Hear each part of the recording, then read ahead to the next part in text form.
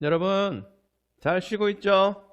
명절이니까 맛있는 부침개, 아니 찌짐, 튀김, 탕수육, 갈비찜, 반반 무마니, 족발, 닭발, 모둠회 등 맛있는 음식 많이 먹고 있죠?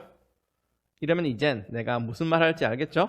먹는 만큼 소화 잘 되게 큐티도 합시다. 기도하고 시작할게요. 하나님 아버지, 몸과 마음이 여유로운 때에 하나님의 말씀으로 감화되게 도와주세요. 예수님의 이름으로 기도드립니다. 아멘. 오늘 본문은 누가복음 13장 10절에서 21절입니다. 첫째 문단은 잊지 못할 안식일, 둘째 문단은 하나님 나라의 특징, 겨자씨와 누룩이. 그런데 오늘 여러분이 꼭 기억할 건 제목입니다. 하나님 나라는. 하나님 나라는 성경이라는 이 두꺼운 책의 중심 주제거든요. 성경에는 하나님 나라의 여러 부분이 모자이크처럼 흩어져 있는데 오늘 본문에는 세 조각이 나와요. 하나님 나라 자체를 알려면 성경 공부를 길게 해야 하지만 지금은 큐티 시간이니까 오늘 본문에 나오는 특징들만 알려줄게요. 가 아니라 찾아봅시다. 쉬워요. 큐티 할 때 처음에 뭘 하죠? 본문 전체 읽기. 보면서 하나님 나라의 특징이 뭔지 탐구해 보세요. 갑시다.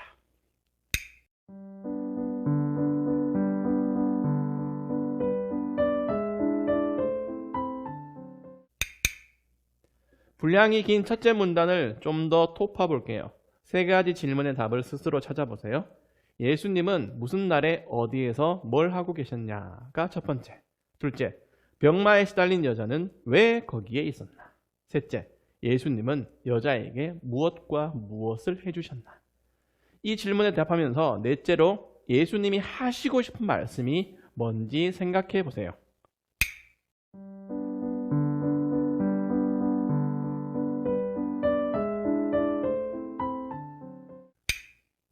어때요? 시간이 조금 걸리죠? 예수님은 안식일에 회당에 계시며 말씀을 가르치셔요. 가르치시다가 18년 동안 병마에 시달린 여자를 만났어. 18년 동안 못 고쳤으면 불치병이에요. 단순한 만성질환 수준이 아니네. 허리가 굽어서 몸을 펼 수 없었대요.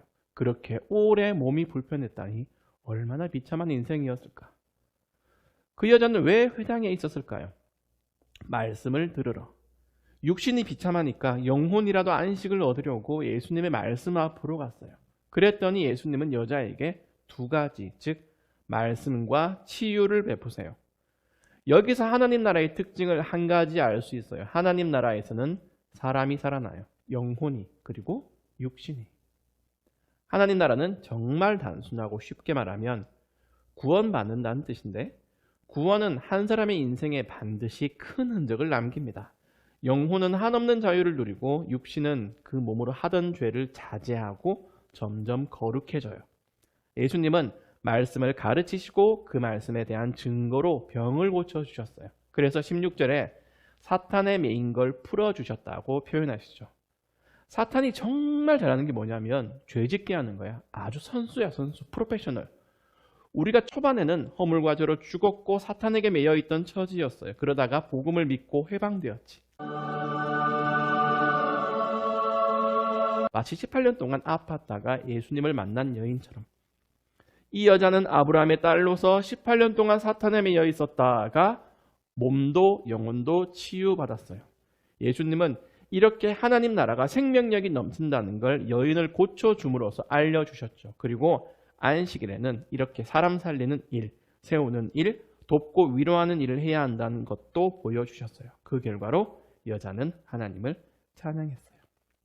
그런데 어떤 사람은 뿔이 많이 났어. 평일에 뭐하다가 안식일에 병을 고치고 있어. 왜 하필 이 거룩한 안식일에 치유받는 거야 당신. 하나님이 언짢아하셔. 하나님이 왜? 자기가 언짢은 거지. 얼마나 어이 터지는 말인지 회당장은 뭔가 크게 착각하고 있어요. 규칙을 지키는 걸 안식일의 기준이라고 생각해요. 예수님은 그런 사람을 위선자라고 부르셨어요. 우리도 이럴 수 있어요. 생명에 관한 일보다 내 기분이나 일의 순서가 더 중요할 때가 있지. 그래서 회당장처럼 뿔이 많이 날 때가 있어요.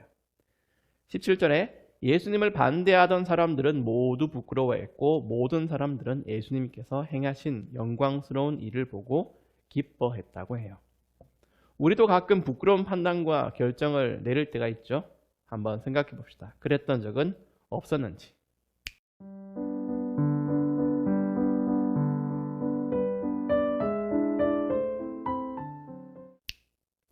이제 둘째 문단을 보세요.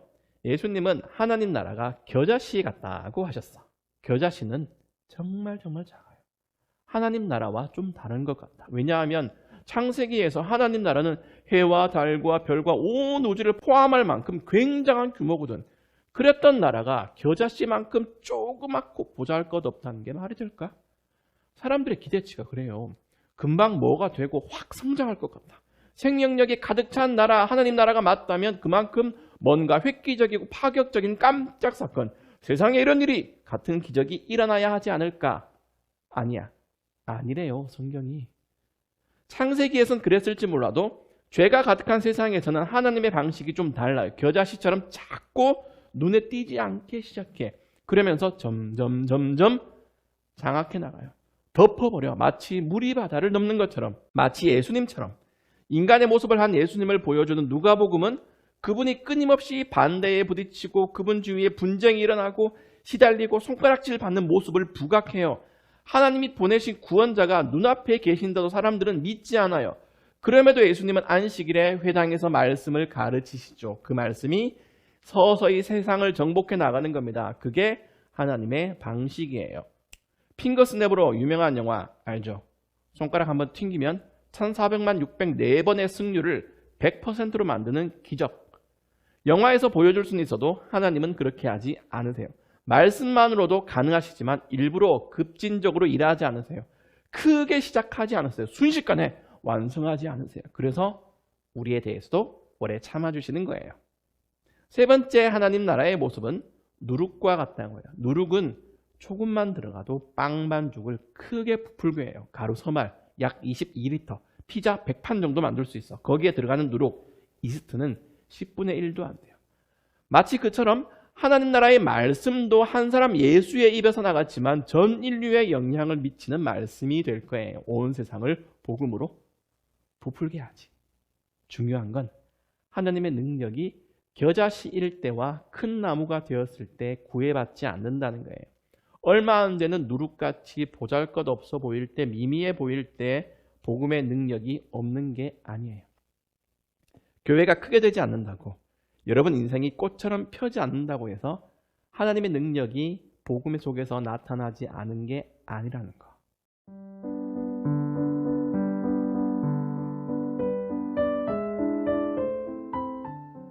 적용을 이렇게 해볼까?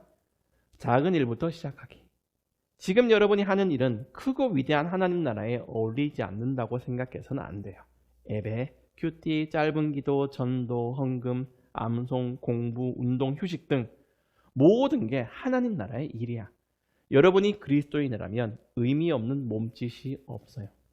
다만 시간 낭비 같은 일 말고 조금이라도 생산적이고 보람 있는 일이라면 하나님 나라 백성으로서 바르게 사는 겁니다. 그래서 오늘 더 구체적인 적용은 연락하기, 그리고 선물하기.